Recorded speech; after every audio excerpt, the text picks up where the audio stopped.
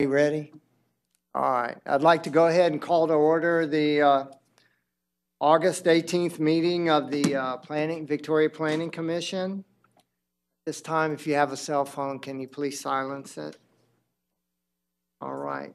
So our first order of business is approval of the meeting minutes, and that would be June. We didn't have a meeting in July, so do I have a motion from someone to approve the June meeting minutes? Okay, Ms. Wyatt made the motion, Mr. Atkinson seconded. All those in favor say aye. Aye. Okay, so the June meeting minutes are approved. Our next order of business is citizens' communication. If anybody wishes to address the Planning Commission on an issue not specifically listed on the agenda, please do so now. Okay, so we have nobody. So we will go ahead and start our development review. Mr. Charles, please. Good evening, Commissioners. First item on the agenda is a final plat for Ledezma Subdivision. This is going to be 7406, 7402, 7304, and 7306 U.S. Highway 59. It's a 13.35 acre tract of land situated in the William Hawley Survey, abstract number 177, Victoria County, Texas. It's going to be for commercial use. The subject property is located the southeast side of U.S. Highway 59 across from the intersection of John Stockbauer Drive. Water service will be provided by an existing 16-inch water line in U.S. Highway 59. Sanitary sewer service will be provided by extending an existing 8-inch and 10-inch sewer in U.S. Highway 59. The construction plans were approved for this proposed public improvements and have been reviewed by the Public Works Department. Staff recommends approval of the final plat for Ledezma Subdivision, finding as it meets all applicable regulations. Have any comment? I have one. I'm just curious, and I know that you have said this before. Who pays for extending the sewer line? They would. The what? The developer? Yeah, the developer. Okay. Anybody have any comments or of Mr. Charles? Nothing? Okay. Do I have a motion to approve the final plat? Yes. Okay. Mr. Atkinson made a motion. Do I have a second? Okay. Mr. Johnson, a second. All those in favor say aye. Aye. Okay, so we've got a final plat approval. Okay. Second item on the agenda is a variance to section 20-90B5 and a variance to section 21-103A3. This is for the Pet Resort on Main at 2502 North Main Street. It is a 2.05 acre tract of land in Lot 1R, Block 1 of the 4-G Subdivision, Victoria County, Texas. This is a commercial use. In June of 2015, a site plan was approved and submitted and approved for the Pet Resort on Main. On the approved site plan, it showed that the applicant would repurpose the existing metal storage building. That's the one you can see on the presentation now. Building enclosed the existing non-conforming driveway on Hiller Street. During construction, the property owner became concerned that the planned location of the commercial dumpster shown on the site plan would cause unpleasant odors near the walkways intended for clients. The property owner is now requesting a variance to keep the existing driveway of Hiller Street open so that a dumpster may be located on and serviced from the currently existing concrete pad behind the northernmost building, which is this one right here. Section 20-90B5 requires non-conforming driveways to be discontinued and come into compliance when a site plan is required. And as well, Section 21-103A3 requires commercial dumpsters to be located in such a manner that they can be serviced by the refuse hauling vehicle without backing out onto public right-of-way. The site with the new approved site plan is currently accessed via two newly constructed driveways. On these two new driveways, the dumpster will be located in such a way that it would be serviced and be able to where the refuse vehicles will be able to back up in the site and exit going forwards. With the new dumpster location, it would be able to back up forward. On the old location, the truck would have to back out onto the actual right-of-way. This is a practice that has been proven to be unsafe and has not been allowed on sites developed since 1994. Staff recognizes the design challenges present at the site. The site has steep topography on the site and is truly unique compared to most locations in Victoria.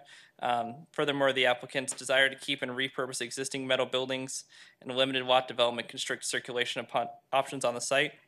While staff recognizes the applicant's desire to provide a pleasant experience for customers and notes the design challenges within the site, staff recommends denial of both variance requests.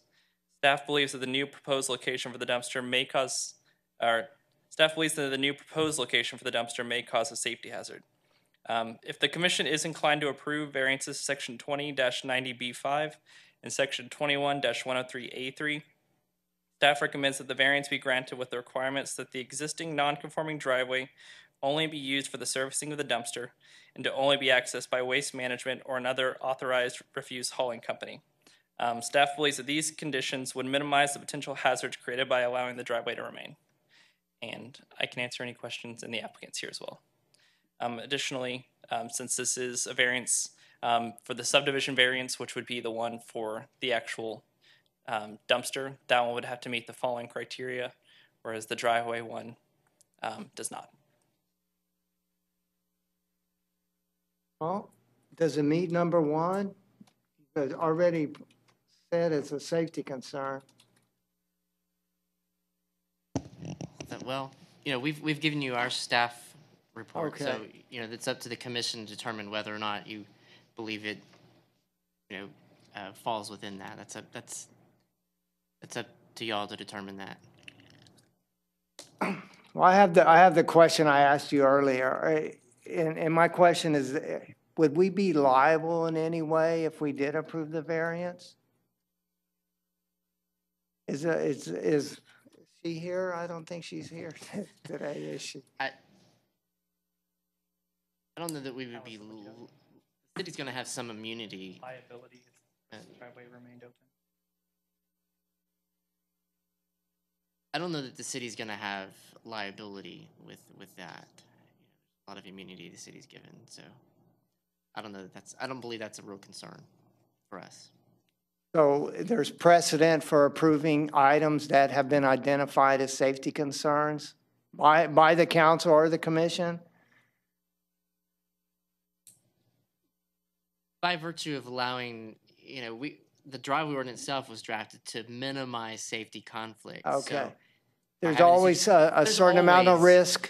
Sure. So it's just Let me ask determining this. what's an acceptable amount of risk. If we approve the variance and put the limitation on it, as y'all said, that it only be for For the actual vehicles. the actual pickup of the dumpster, I mean, how do you actually enforce that? I mean, I don't really have a problem with that, but It'll be a little bit difficult, but the driveway is not very large No, in I've terms of how deep it drove goes by back. there. So by the time you put a dumpster on it and the required screening around it, it's going to limit. That in of itself will limit its use to some extent. okay, because there's not going to be a whole lot of space. Right. But if for some reason hopefully things go really well for the site and there was ever a desire to expand the site towards the south and build a Right. driveway through there, that's kind of why we have that. We're asking for that condition on there that if it's No, sometime at some point I in the can future, appreciate that. It's just that the funniest thing is when I went through this packet the other day, I went home at lunch and obviously I looked and there was actually a FedEx truck backed into that driveway, unloading, and it was blocking half of Hiller. Traffic was having to wait for it to go around it. So, I mean, if it is going to be a trash pickup at 4 o'clock in the morning or whatever, I don't have any problem with that. But, that street is a pretty heavily traveled street between people going to St. Joe. And it's also obviously a cut through from Maine to Navarro with no lights. Is it possible to mean- go back a couple of slides, look at the proposed and the initial one on the, On the same picture. So this, or we can go through it again. So this is the Okay. proposed with variance location. It'd be, I guess, assuming near the end of that driveway. The location as approved on the site plan would be this little cutout here in front, near where that downed sign is. And then just as a visual, this is both of those driveways in the same sort of location. If I could add my comments, I stopped by and looked at this. While I was there, yes, there was a FedEx truck, and he was backed up almost completely in there and out of the way. And that was with freight sitting behind him. I saw no problem with any kind of a safety hazard now or in the future. I think that that's been used for waste disposal in the past, so it hasn't been a problem in the past. Moreover, if you put the dumpster where it's proposed, it's right by the doctor's front door. I don't think anybody wants to arrive at the doctor's office, veterinarian's office, and sniff odors that are objectionable, and getting to it to fill it when bad weather. Well, why wasn't this addressed in the initial site plan development? That would be my next question. I assume the applicant's here and can probably will answer some questions for us.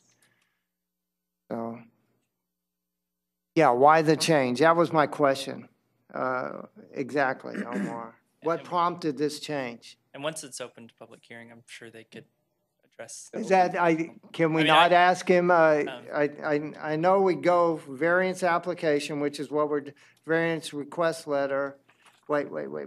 I know you put it in here for me. We're not ready for the, Well, y'all can choose to go ahead and open the public hearing, and when you close the Okay. public hearing, you can continue to have questions with staff if you'd All like. right. So, Dr. Shar, if he wants to address the commission, please. If you don't mind stating your name and address for the record, please.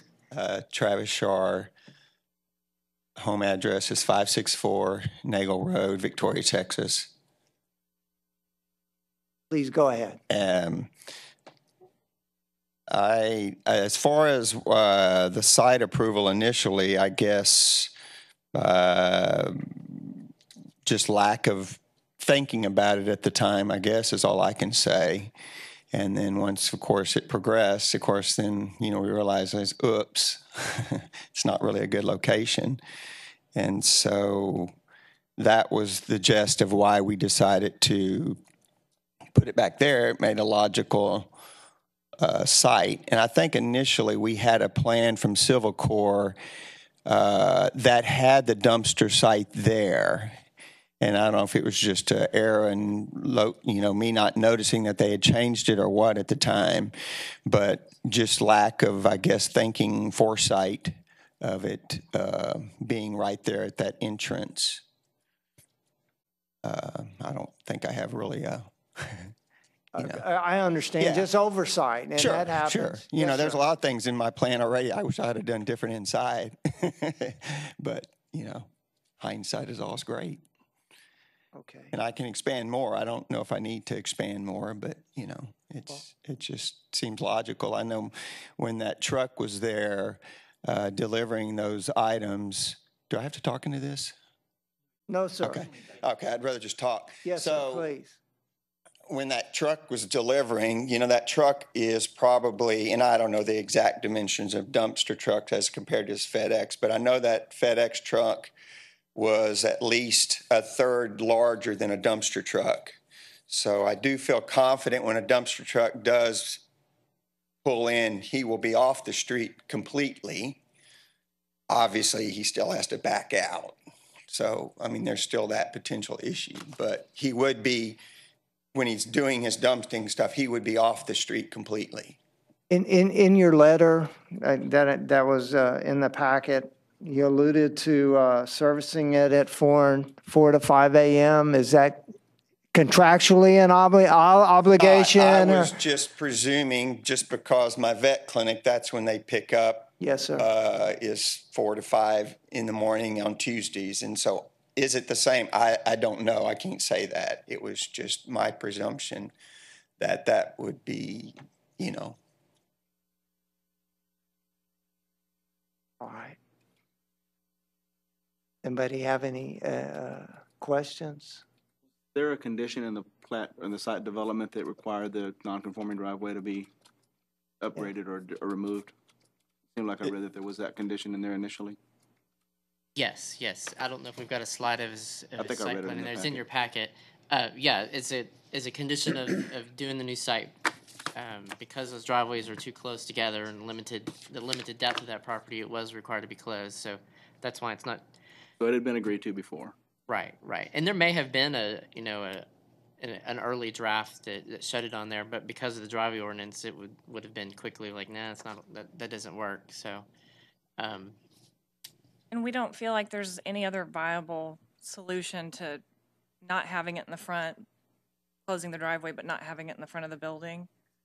I can appreciate not wanting your dumpster in the front of the building. Yeah. Sure. Well, I mean, I can expand on this. I just don't want to, go. No, please, can you put I just feel like, number one, yes, Sarah, to answer your question, there's another location, of course, further down on the parking lot would be an option. Of course, it's still in the front of the building and it's still exposed to Main Street. And I just feel like, we're trying to make Victoria a better place. And I figure, why do we want a dumpster on Main Street if we can avoid it? Number one, for my business and for the city of Victoria. And so that was just but yes, you could, and it wouldn't be quite as appalling. We approached the city at one point, and I don't want to ruffle feathers, but we approached them about changing it there, and we kind of got yes, we can maybe go ahead and do that. And I think my contractor failed to present a new plan, a variance, to get it back to that site I'm desiring. So we were given yes verbally, and so we didn't tear out that pad at that time. We said, well, good, we can do it. Well, I didn't, and I'm not sure what was said between the planning and ours, but regardless, I was under the understanding it was going to work, and then, of course, it comes to it, well, it really wasn't approved.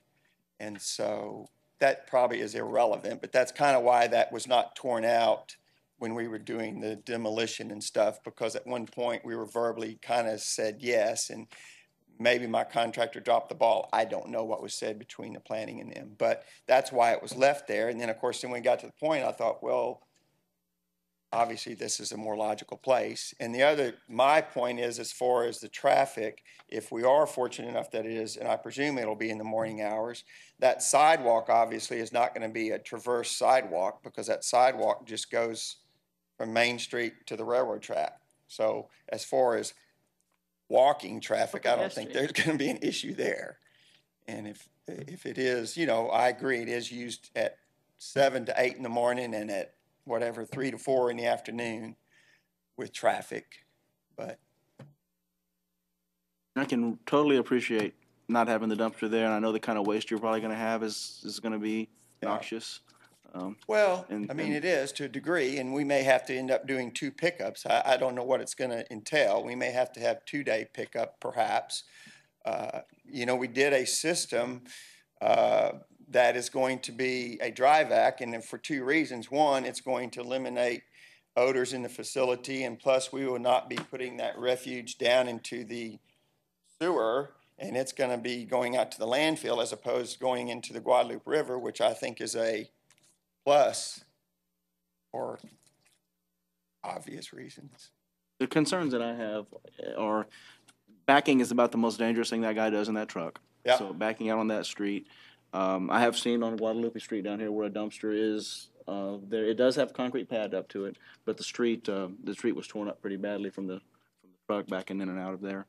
I'm not sure if that traffic is going to increase from what it's been. I guess because the previous owner didn't have commercial traffic on there, so it'll increase to weekly for sure, but not twice a week. So, a little concerned maybe about the damage to the street. And I know these ordinances and regulations do occur over time because incidents have happened.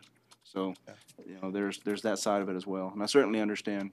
Well, your and side. of course, once again, I'm trying not to be too, but I did bring multiple dumpsters, which I'm sure y'all realize there's multiple dumpsters that I did from Main Street to Rio Grande and Laurent, and just in that short distance, I have a dozen of dumpsters that are way not in near compliant what I'm trying to be in compliance. Yes, sir. By doing a fence, and even more so off of the street that some of these dumpsters are. Some actually sitting on the sidewalk and having to pull out onto the street. So, I've got a bunch. Sure. I just don't want to be you know. Dr. Shar, would it be a tremendous expense to move it at a different location? It's not the expense. Okay. I mean, because we actually, yeah, the expense isn't the issue. That's, I mean, obviously it's going to save me some money by doing Certainly. it there because it's already there. Yes, sir. But it's not so much the expense, it's just having this there. And, you know, y'all talk about damage to the street. Well, I feel like this entity is going to employ, in the end, 25, 30 people. And, you know, we already have 3 entities on Main Street. My wife we have Caring Senior Service, which is on Red River, and we have the Main Street Animal Hospital. And I just look at the tax burden that we're going to be doing. That's going to be pretty high, what we're going to be paying to the city, much less increasing employment by 25 to 30 full-time employees. Yes, sir. I feel like is another positive. Certainly. Anybody have any other comments or questions for Dr. Shaw? What? Not yet. Anything else for Dr. Shaw? Thank you very much. All right. Okay. Please come forward, sir, if you don't mind stating your name and address for the record. I'm Justice Lapham. I live at 102 East Loma Vista, and it'll be it's the neighborhood behind this facility. Yes, sir. And for what it's worth, I don't have a problem with granting the variance. If it's in the morning and if it's just for that dump truck, I would not be opposed to it. Okay.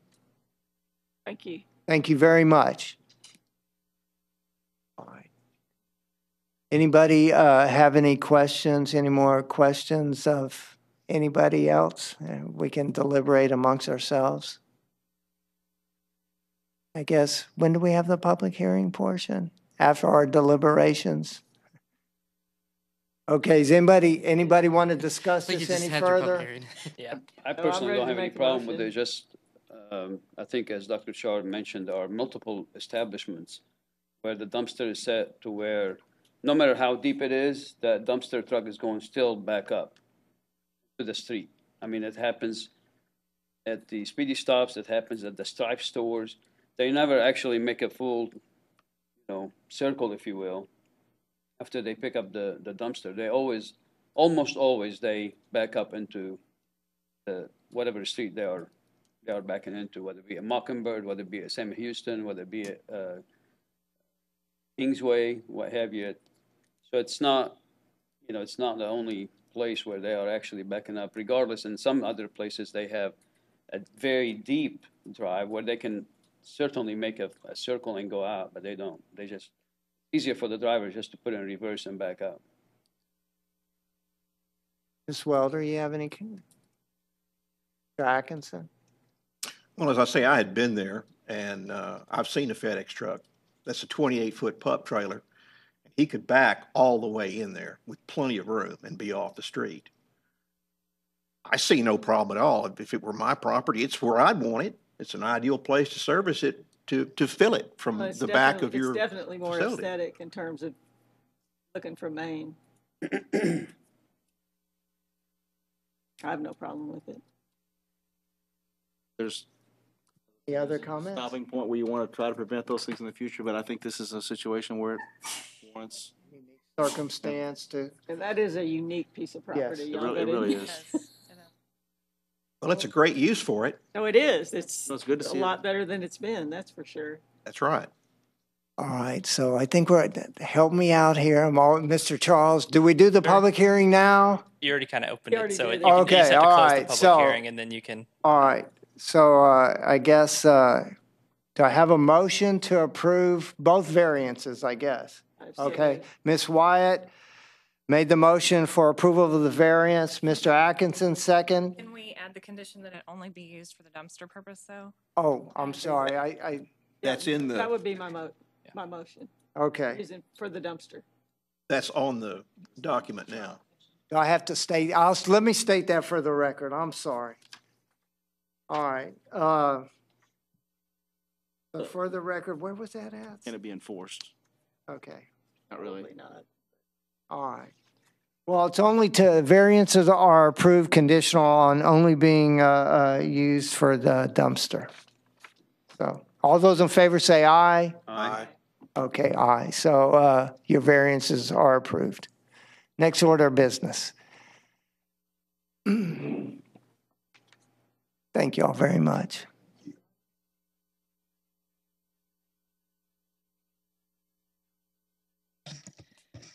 Okay, with that motion, that'll send that variance to council probably, do we know if that'll be the September 20th or the, I don't know when the First Tuesday? Oh, I'm sorry. first and third Tuesday? Yeah, we'll look at our schedule, just so you'll know. It's either be the September 6th or September 20th agenda that'll go on there, and for council to approve with that recommendation, so.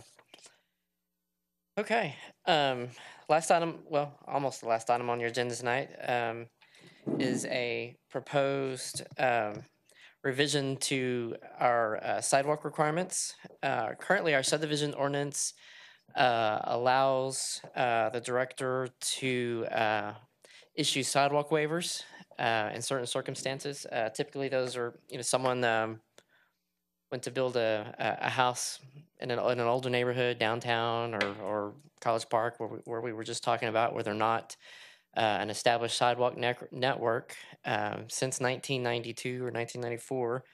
The city has had an option to issue sidewalk waivers. So what that means is the applicant's able to go ahead and build their house without putting the sidewalk in, and they sign a waiver that says that if at some point in the future the city went in to put sidewalks in that area, that that property owner or future property owner of that property would be obligated to pay their pro rata portion of the sidewalk across the front of the property. So that practice has been in place for over 20 years. We've never exercised that option, and it's also been used for some commercial businesses on non-curb and gutter locations. Sites out Houston Highway, kind of industrial areas, Lone Tree Road and whatnot, where we didn't have either didn't have the correct amount of right of way, the drainage ditches were too deep where someone could actually put a sidewalk on the road without going to a great deal of expense. So what we're proposing to do is still allow kind of a waiver, but instead of completely getting out of having to build the sidewalk, we would propose a fee in lieu of. So either the applicant would build the sidewalk or pay the city the cost of building the sidewalk in today's dollars at a fee that would be established later.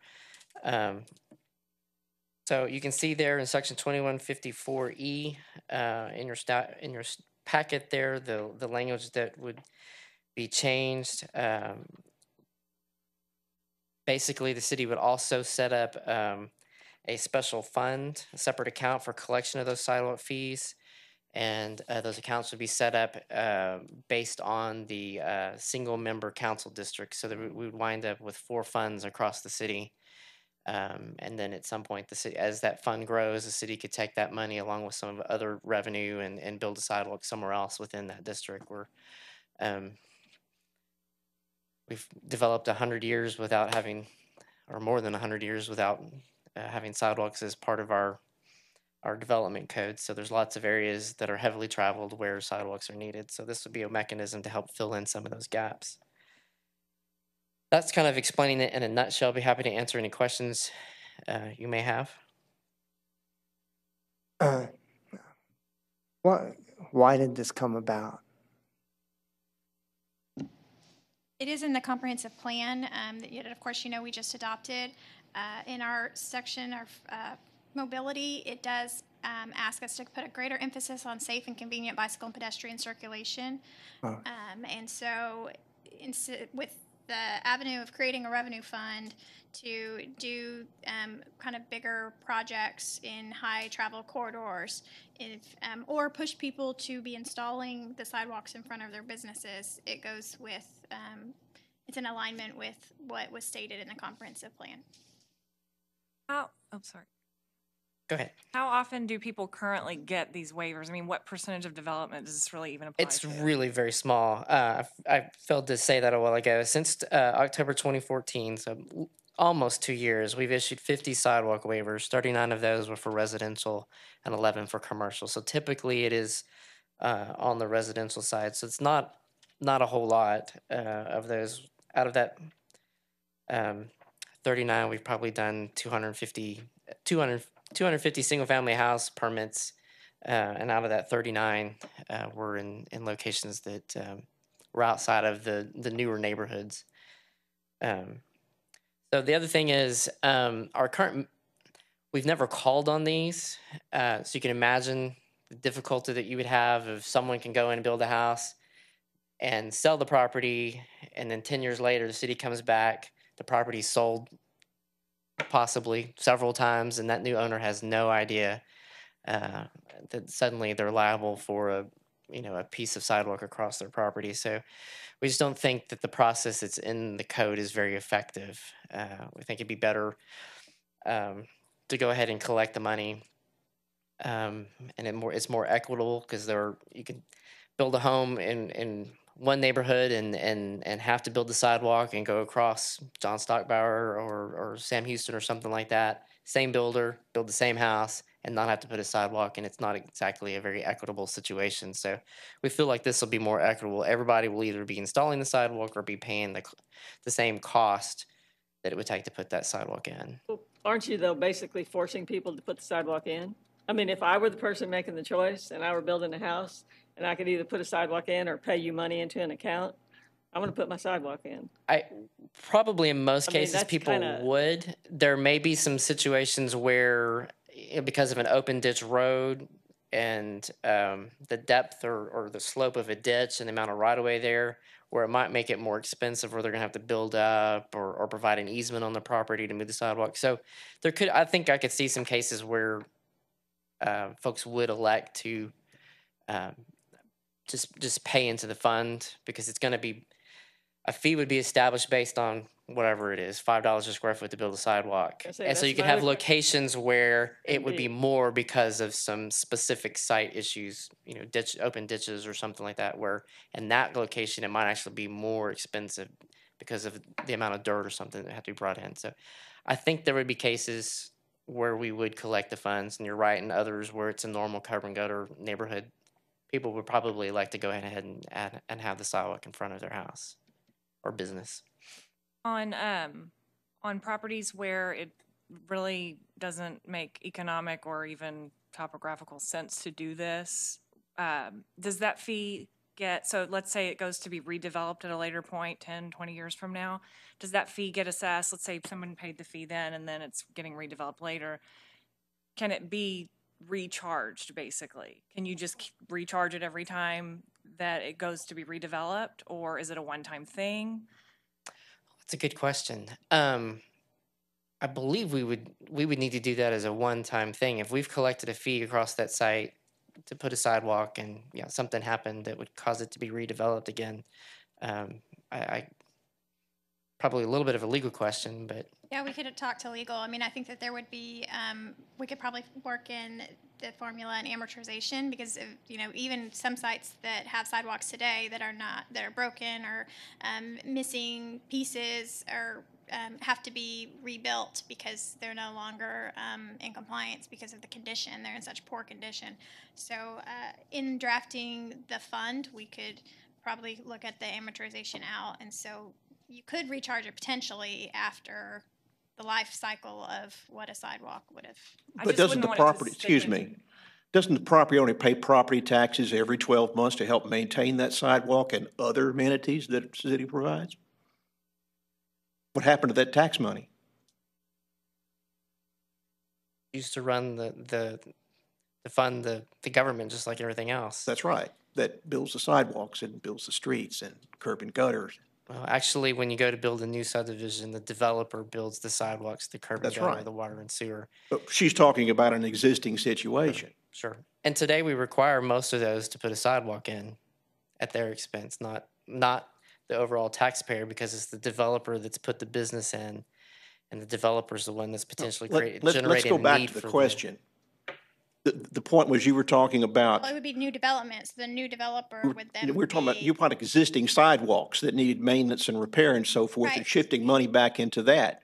We're The talking about, taxpayers have already paid for that we're service. talking about the redevelopment Yeah, of a site, which is then, So your sidewalk is your responsibility, not the city's. Right. City code already assigns you the responsibility. Okay. If the sidewalk's cracked in front of your house, technically by city code, it's your responsibility to fix. Okay. Unless they That go probably to the- doesn't happen very often, and us going out and saying, Unless the city tears it up. Yeah, it's yours. I would, in really heavily traveled areas, this normally is the city going out there and repairing those sections of sidewalk. I'm not aware, even though the code says what it says, that it is the property owner's responsibility. I've seen the city repair sidewalks on my street Sure, on more sure, than one occasion. sure. And the homeowner simply told the city councilman or anybody they could get in touch with, please fix my sidewalk. And they did. And that's typically what happens. But the code actually makes the responsibility yours and mine personally, not the city's. But that doesn't, as you've already stated, But it's going in on. practice, that's not necessarily what happens. Now, when a property owner elects to pay the fee, and then later on they decide they want the sidewalk, do they just call the city and the city comes put the sidewalk in? No, because that more than likely those funds would have already been, if you're on a residential neighborhood street in the middle of a neighborhood and you've paid into that fee, more than likely within a short period of time, the city will take in that fee and gone out and done a sidewalk on Main Street or Navarro. This is a practice that's used across the state of Texas. This is not something new or unique that Victoria is trying to create. This is Is the fee the city collecting is equal to the cost of the sidewalk? yes, sir. By separate ordinance, we would come up like I just anecdotally know that sidewalk's about $5 a square foot. Or are y'all saying that the present system isn't working? Because I see all the time where people, as I understand it, if you get a waiver now, let's just assume I'm building a house in a subdivision that basically has sidewalks, and I want a waiver to put mine in. I enter into an agreement with the city that in the future, if it's built, I pay a pro rata share of the cost. Right. So is that not working? It seems to me that it's working fine the way it is right now, instead of applying some new cost to the system. And secondly, if I pay a cost, that money isn't necessarily going to be used in front of my house the way y'all are setting it up. It could be used anywhere in that city council district down the road. And Mary Ann, that I have a problem politicizes that it. people might not like that. That politicized it, Mary Ann. Politics for sidewalks, votes for sidewalks. Yeah, I think it works the stinks. way it's in effect right now, but that's my own opinion. I just have a problem with A, setting up a new fee for somebody, a cost, and B, putting it into a fund that is not specific to that individual's interest. Throw it out there.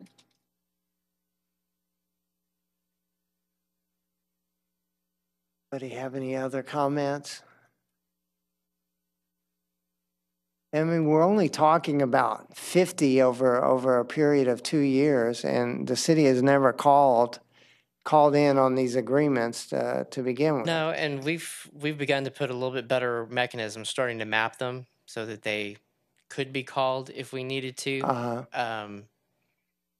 So, yeah, I just think that we will run into difficulty when we do try to call those. It's one thing if it's the same property owner and it's 2 years later and they remember that they did it. I think it's another thing because the agreement binds future property owners to do it, and Oh, it it's does. 20 years later, and it's, oh, by the way, guess what? You get to we're improving things down your street, and we're going to Yeah, put but a those sidewalk are in. filed, aren't they, of record? I think They are And now. when I buy that piece of property, it's in my Schedule B that In the deed agreement is in They there. should be. So I know, you put the future property owner on notice that agreement's there. So it's not like they can get out of it. Seems like it would amount to such a little account somewhere that would never do anything. I don't think that's the intent. No, I think The only on collection 50. of the money, it's not going to be much. All Well, we believe it could add up over time. We did 50 in the last 2 years. I haven't. I don't know what one costs. Sidewalk, $1,000 to a couple Depends on thousand. how long it is. Yeah, sure, $5 sure. a square foot, about. So 4 foot wide, $20 a linear foot. It starts. But if you're not comfortable with it, you're not comfortable with it. That's why we're bringing it up to you. The issue may come up again when we get into the developing and rewriting our codes in a unified development code. So, I think we see your point, Mr. Mayfield, but this doesn't seem like a very reasonable solution to the problem. And somewhere up and down the line, you've got to respect the property owner's rights. If you've granted waivers in the past, well, there must be some legitimate reasons for it. So those legitimate reasons need to be respected. And he's not being penalized for not providing a sidewalk. I don't know anybody here that doesn't want sidewalks. I think we all do. But there has to be some reason with this, some consideration for a person's property rights. okay, it's your opinion. Well, let me ask you this. You said this is done across the state. I mean, I don't know if you know, is it problematic? If it's commonly done, it must be working. That's how I view it. Commonly done in those other cities. What we have is not common. What we have There are currently. lots of things Yes. in Victoria that are not Well, common to the rest of Texas. I agree. Zoning and, I all have kinds some- of other things. Yeah, some So good things. I have some firsthand experience in a city that it was implemented, but there was also not the current waiver system. So in the sense where it truly didn't make sense, before this had been implemented, sidewalks had to be varianced through the planning commission every single time, and then this was a solution to cut down on the variances to pay into a fund. So the fact that we already have a certain waiver system and have cut down on those variances is what's different here. Anybody else have any other comments? Nothing? Okay, this was our public hearing then. So let's go ahead and to have a motion to approve the ordinance revisions. So moved. Okay, do I have a second? I second it. And I'll second it. All those in favor say aye. Aye. All those opposed? Hey. Okay, so the nays have it. Ordinance revisions did not get approved. Okay, please go ahead, Mr. Charles. All right. Last on the agenda is the monthly development report. So first thing, we had 2 minor plats come in this month for the Pena Subdivision number 1 and the Alamo Concrete Products Company. Additionally, we also had 2 site plans come in. Platinum Homes expanded their parking lot, as well as another site plan for an Alamo Concrete Products Company, as well as one item went to City Council, and that was the Hall Edition Re-Subdivision number 7, Re-Sub number 1, which was approved. Additionally, we made 6 new single-family residential homes, which is down from this month last year of 11. We had 2 new commercial constructions, which is up from 0 this month last year.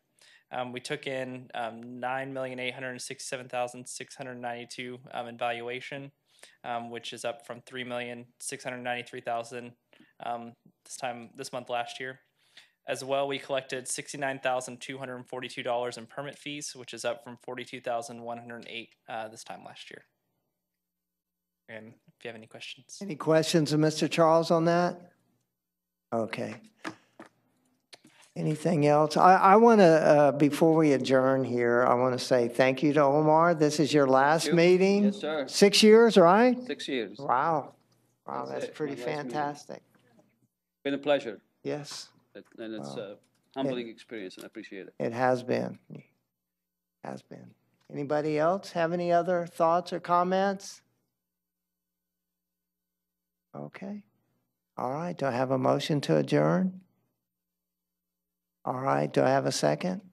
Okay, so I have a motion by Ms. Welder and a second by Mr. Johnson. All those in favor of adjourning? Aye. All right. Thank you all very much. And Omar, thank you. Really, thank you for your service.